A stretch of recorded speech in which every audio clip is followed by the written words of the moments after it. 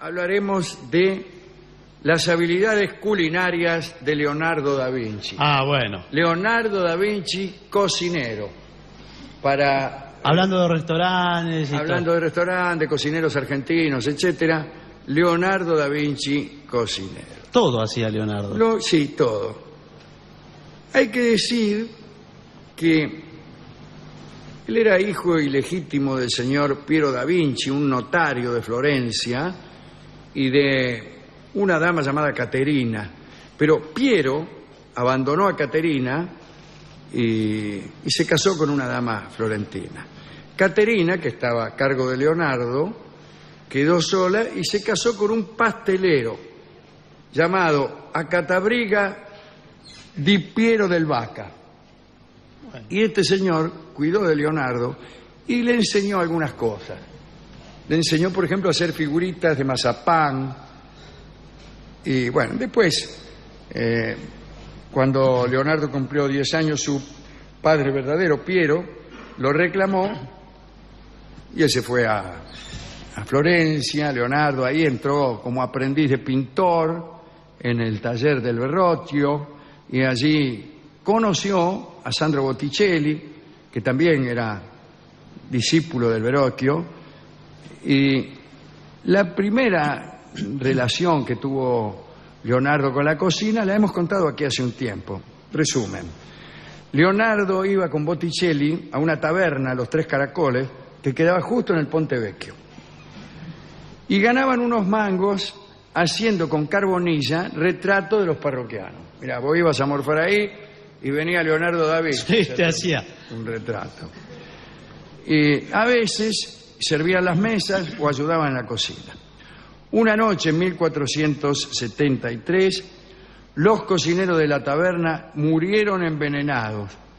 Parece que comieron unos hongos en mal estado. Y el tabernero contrató a Leonardo para que se hiciera cargo de la cocina. Y Da Vinci decidió abolir la polenta tal como se servía hasta entonces. Y en su lugar, parece que Leonardo era como estos restaurantes, como los dueños de estos restaurantes, ¿no? Claro, los tiene que esperar, por ahí son Leonardo. Y en su lugar empezó a servir la polenta dura, frita y con pechugas de perdiz.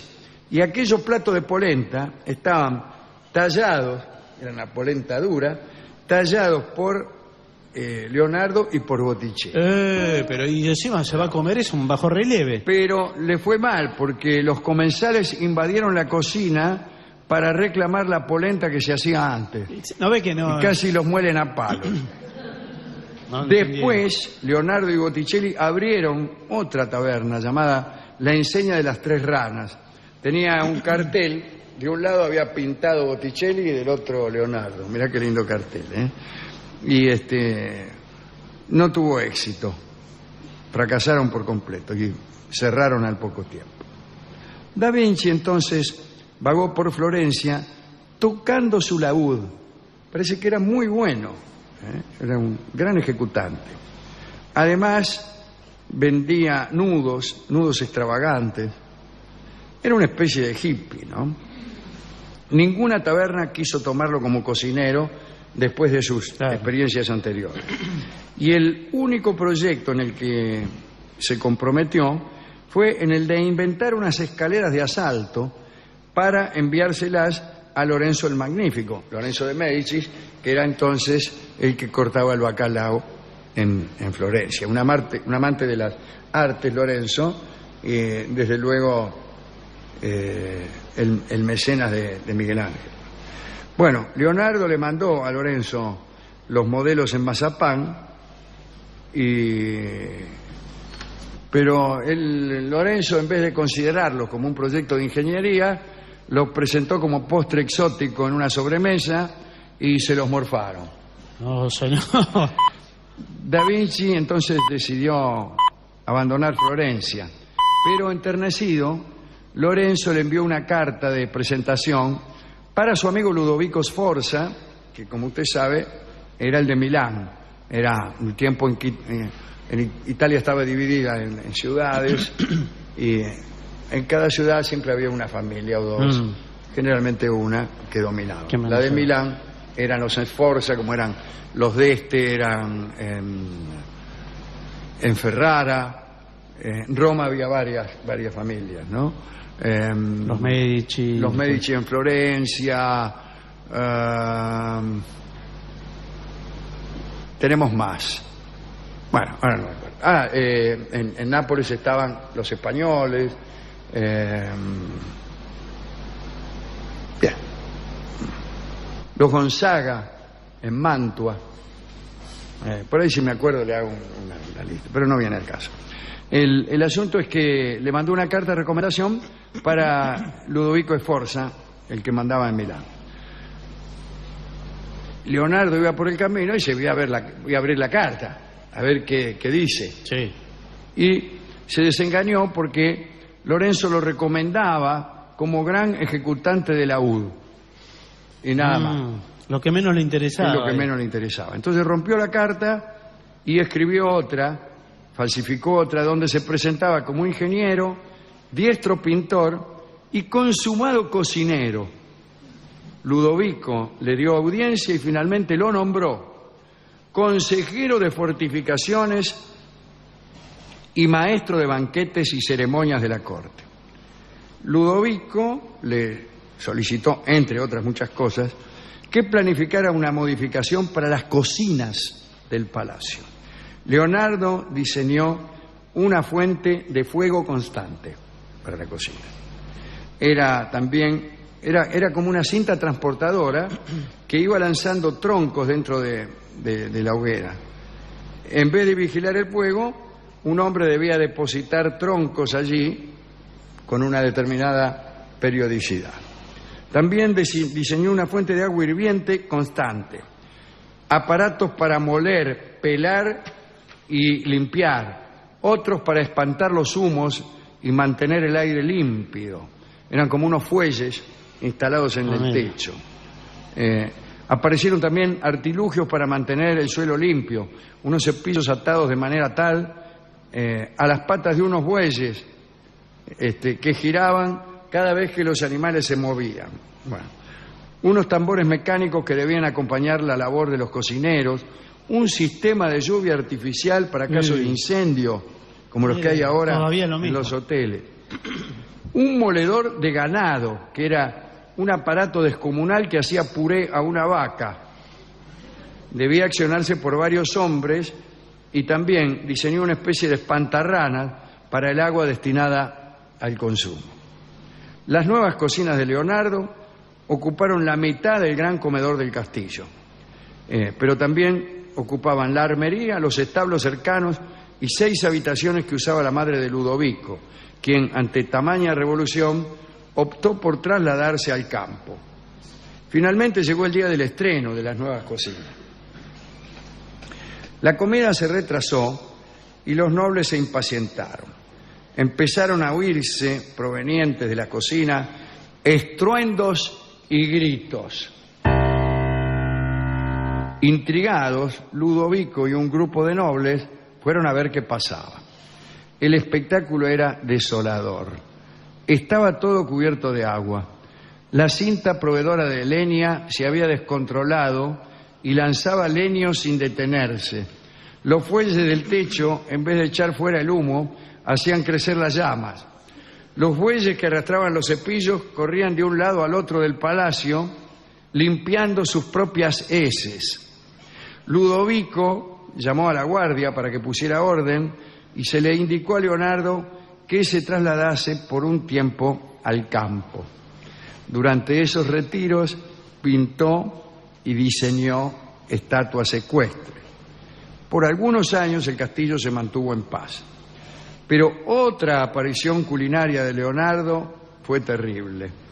Hizo un ensayo con un carro que debía funcionar como cortador automático de berros. El berro, ¿conoce? Sí, el yuyito. Es un yuyito que crece los arroyos, en lagunitas y arroyos. Sí. Para las ensaladas, ¿no? Sí. Bueno, pero el carro se desbandó y mató a varios miembros del personal de cocina y a 3 jardineros.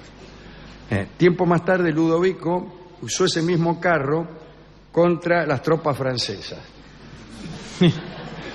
Bueno, Unos años más aprovechaba tarde todo. tuvo lugar un nuevo problema gastronómico.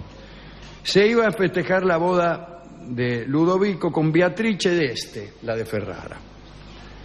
Leonardo planeó construir una réplica de palacio, ¿no? Del palacio.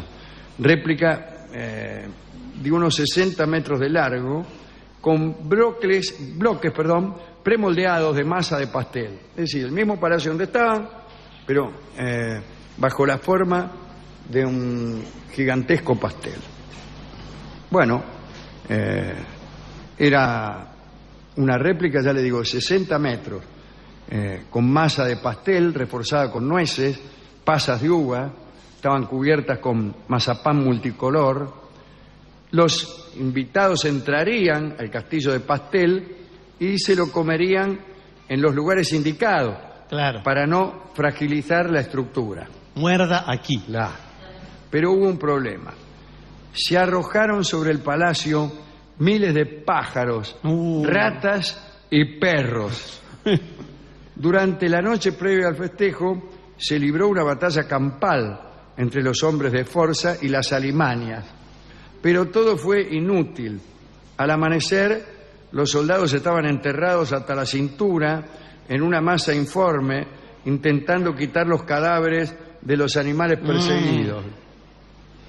Quizá debido a la presencia de su nueva esposa, Ludovico se mostró indulgente, ¿no? Le aconsejó a Leonardo que visitara al prior de Santa María delle Grazie, que estaba buscando un pintor para hacer una pintura de una pared desnuda del priorato. Y esa pintura sería La Última Cena. Quizá la obra en la que más trabajó Leonardo. Pasados varios meses de encargado del trabajo, el prior le escribió a Ludovico.